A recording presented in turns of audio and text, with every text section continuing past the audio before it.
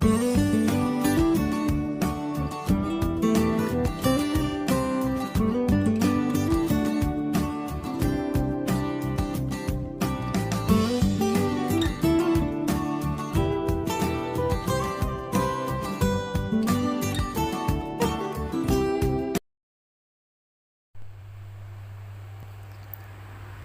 minggu sudah Abi dirawat di rumah sakit.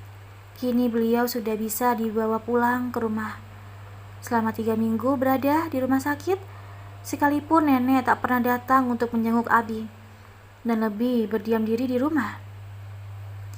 Saat kami tiba di rumah, jangankan menanyakan perihal tentang keadaan Abi, untuk menatap Abi pun nenek enggan dan berlalu masuk ke dalam kamar.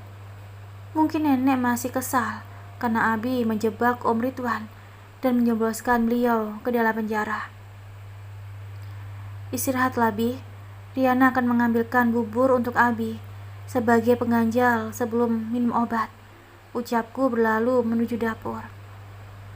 Aku tinggal mengambil saja bubur Abi tanpa perlu kumasak terlebih dahulu, karena salah satu ART yang bertugas di dapur sudah membuatnya.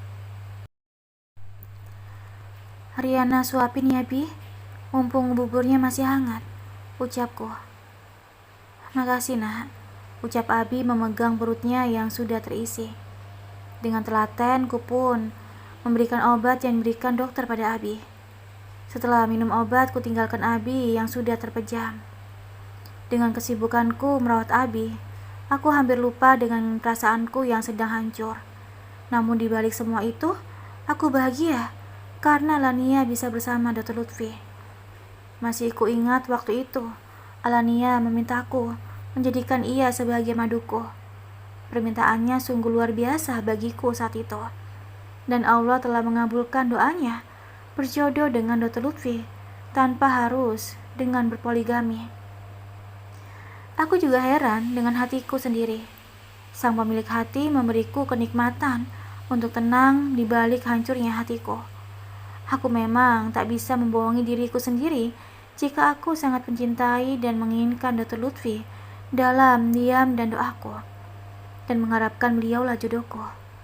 Tapi aku lupa bahwa sebaik-baiknya doa adalah meminta yang terbaik buat dunia dan akhirat kita.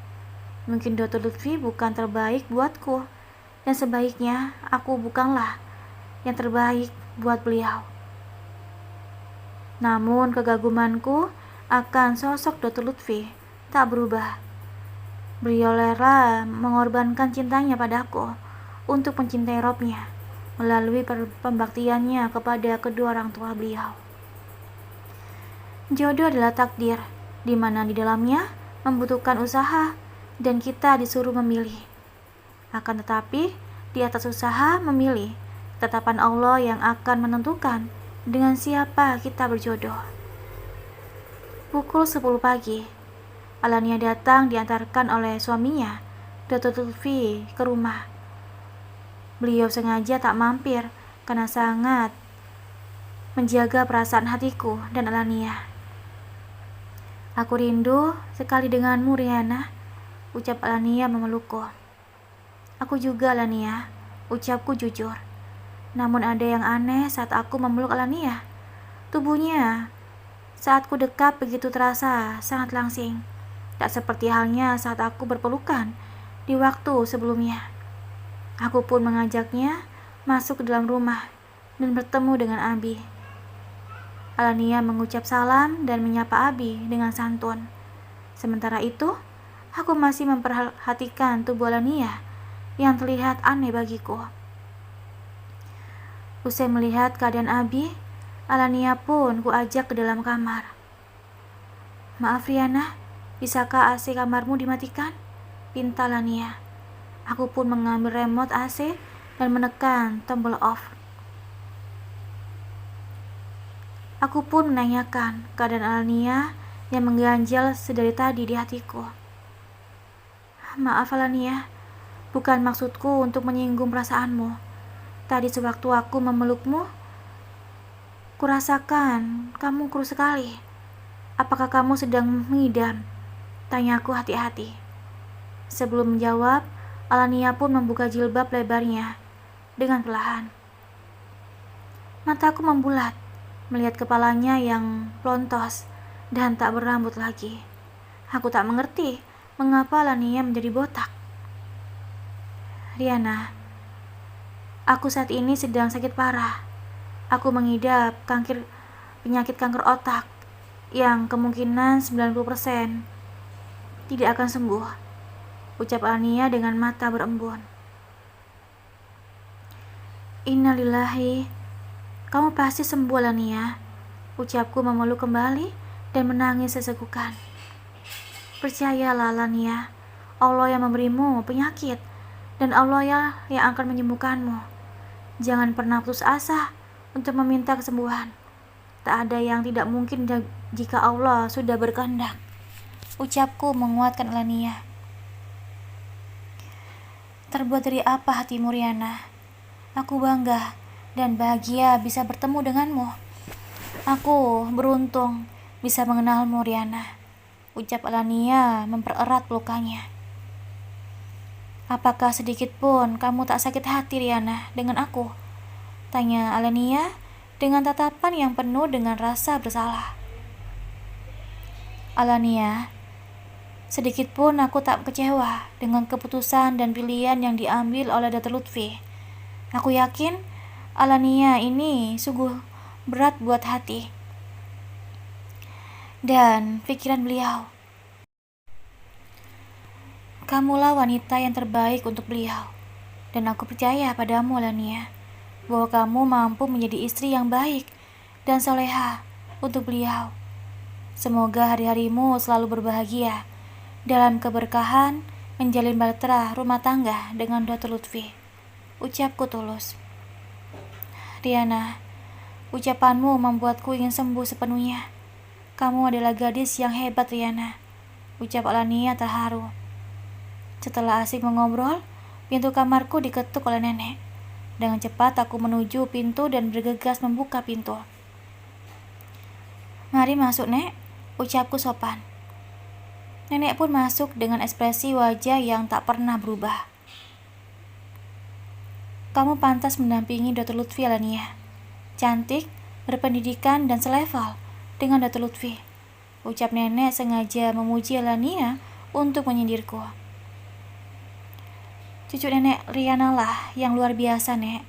Semua orang akan sangat beruntung bisa hidup bersama dan dekat dengannya, ucap Alania melontarkan pujian balik terhadapku.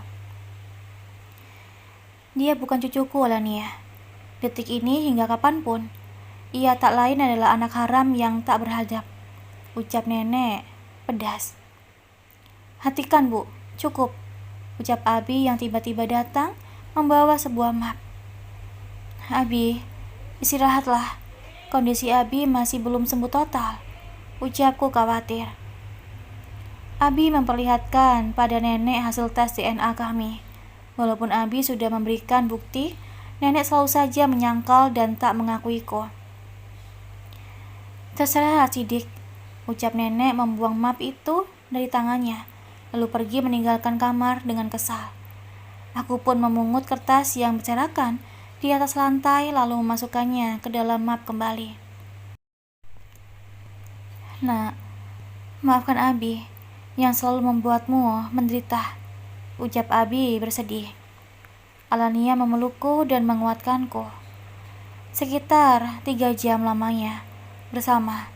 Alania pun pamit karena Dr. Lutfi sudah datang menjemputnya.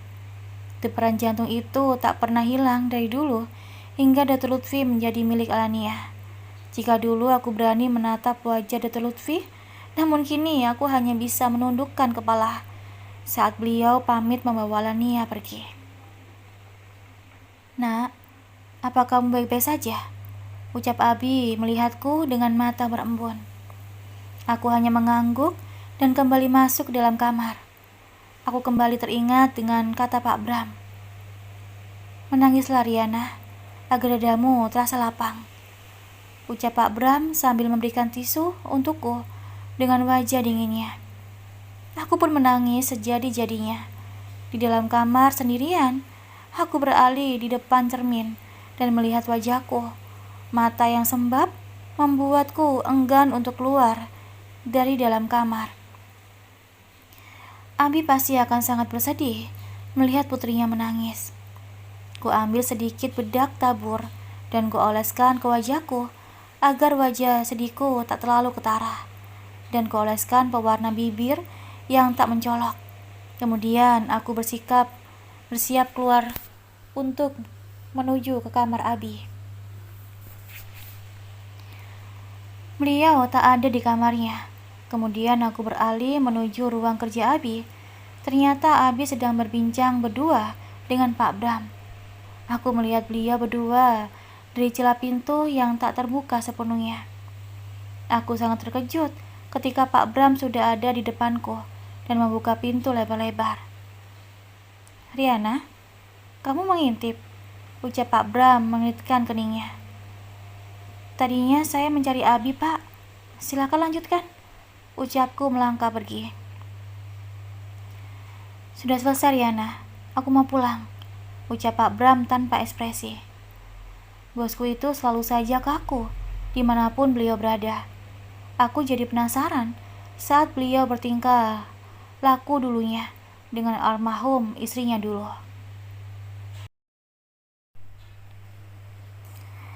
Aku memaksa Abi untuk ikut ke penjara. Selama Om Ridwan ditahan, banyak laporan dari korbannya berdatangan dan melaporkan ke polisi. Akibat Om Ridwan sering mengumpal aparatur negara, kebanyakan kasus kejahatannya tertutup rapat. Dan kini sekitar 20 pelapor yang menuntut Om Ridwan dari berbagai kasus pembunuhan dan penipuan yang dibuat oleh beliau, termasuk kasus KDRT yang pernah dilakukan pada ketiga istrinya. Sekarang ini ada beberapa aparatur negara yang terlibat di dalamnya, yang membuat hukuman menjadi lelet karena sidangnya terus-menerus berkelanjutan. Rupanya Pak Slamet berperan penuh sebagai tangan kanan Om Ridwan. Malam itu, Abi dan Suster Ana sengaja keluar rumah menuju rumah sakit. Abi dan Suster Ana mulai memainkan perannya.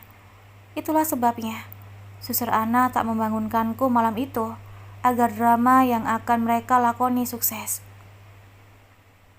Pada saat Abi masuk rumah sakit, disitulah Om Ridwan berpesta pora dengan teman-temannya.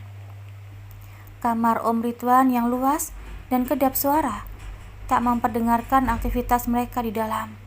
Salah satu aparat yang jabatannya cukup tinggi juga ikut ke dalam pesta itu. Aparat itu sudah menjadi kepercayaan Om Ridwan dari dulu. Namun sayang, aparat yang menjadi kepercayaan Om Ridwan telah berkhianat. Walau aparat itu sudah membantu polisi untuk mengungkapkan semuanya, tapi tetap saja beliau juga ikut dihukum, namun mungkin akan diringankan. Aku dikejutkan dengan suara tembakan malam itu. Rupanya Abi bisa tertembak karena berusaha melindungiku. Saat itu, Pak Slamet ingin membuka kamarku dan ingin menjadikanku sebagai sandranya karena sudah terkepung oleh polisi. Suster Ana dengan keahlian karatenya bisa menyeret Pak Slamet ke tempat halaman belakang dan tak lupa menyumpal mulutnya dengan sapu tangan. Sementara kedua tangannya diborgol oleh Suster Ana hingga membuat Pak Slamet tak berkutik lagi. Abi tertembak di bawah bahu yang membuat Abi langsung terkapar di lantai. Pantas saja, saat aku penasaran dan ingin membuka pintu, Suster Ana langsung menjigatku untuk keluar. Saat polisi memasuki rumah dan menangkap Om Ridwan, nenek berteriak histeris dan mencoba menghalangi petugas untuk membawa putranya. Sekitar 9 orang yang tertangkap malam itu. Akibat ulah Om Ridwan, salah satu perusahaan Abi juga ikut disita oleh polisian. Dan juga harta lainnya, beserta uang di dalam rekening Om Ridwan. Sampai di lapas. Sekaligus aku mengunjungi Bang Farid, saudaraku.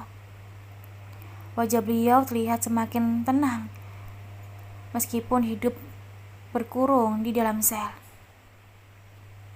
"Dek, apa kabarmu?" ucap Bang Farid memelukku.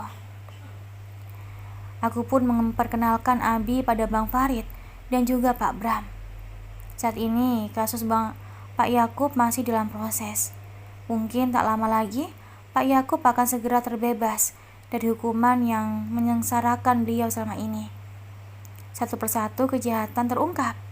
Yang salah akan mendapatkan ganjarannya, dan yang benar akan terbebas dari hukuman. Dek, apakah abang pantas menjadi abangmu lagi setelah apa yang abang lakukan padamu? Dan kini kamu menjadi anak seorang miliarder. Abang malu pada diri sendiri, Dek, ucap Bang Farid terguguh. Bang, tak ada yang bisa lari dari takdir. Walaupun kita tak sedarah, namun kita ini saudara persusuan. Air susu ibu yang sama mengalir pada aliran tubuh kita, Bang. Bang Farid tetaplah Abang Riana, terlepas dari apa yang pernah Abang lakukan terhadap Riana, ataupun Riana seorang putri miliarder. Jelasku meyakinkan Bang Farid yang merasa minder. Terima kasih, Dek, ucap Bang Farid terharu. Sementara Abi dan Pak Bram dan Pak Yakub mengobrol. Aku dan Bang Farid menceritakan banyak tentang keluarga kecilnya. Maaf, Dek, apakah kamu sudah menemukan suatu bukti jika Fiona dan almarhum Reja bukan anak abang? Tanya Bang Farid ingin tahu. Aku pun menceritakan pada Bang Farid jika waktu itu aku sempat mengobrol dengan pengasuh baru Fiona. Pengasuh itu bilang jika Fiona dan Reja adalah anak kandung Bang Farid dan bukan anak dari hasil perselingkuhannya dengan Fikri. Dan pengasuh itu juga menjelaskan jika Mbak Shirley memasukkan hasil tes kejantanan Bang Farid. Namun pengasuh itu tak mengetahui jelas apa motif Mbak Shirley sebenarnya. Mendengar penjelasanku, Bang Farid begitu emosi. Wajah beliau yang awalnya tenang kini berubah memerah karena diliputi amarah. Bang, bersabarlah. Suatu saat nanti pasti akan terungkap dengan sendirinya. Memang menjadi orang yang baik itu sangatlah sulit. Pasti ada tantangan dan ujian untuk menguji iman kita. Tetaplah tenang dan perbanyak doa, ucapku mencoba menangkan amarah Bang Farid. Sejenak Bang Farid beristighfar dan mengusap dada beliau. Abang pantas menerima semua ini, Dek. Penderitaan ibu dulunya tak sebanding dengan apa yang abang rasakan saat ini, ucap Bang Farid bersedih. Karena waktu kunjungan kami telah habis, kami pun pamit pulang. Sedari tadi, sambil menyetir, Pak Bram tak henti-hentinya menguap dan menutup mulutnya. Bapak mengantuk?